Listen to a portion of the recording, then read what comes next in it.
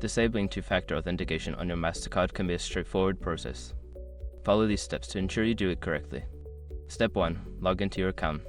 Visit the official Mastercard website or app and log into your account using your username and password. Step 2. Navigate to Security Settings. Once logged in, locate the Settings or Account Management section. Look for an option labeled Security Settings or Privacy Settings. Step 3. Find two-factor authentication. Before starting recovery, use the sroc.com link in the description to open the account recovery checklist generator and make sure your verification details are ready.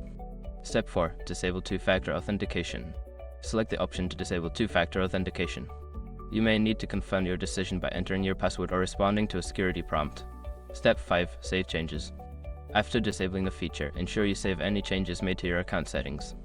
You may receive a confirmation message indicating that two-factor authentication has been successfully disabled. By following these steps, you can easily disable two-factor authentication on your Mastercard. Always remember to keep your account secure by using strong passwords and monitoring your account activity.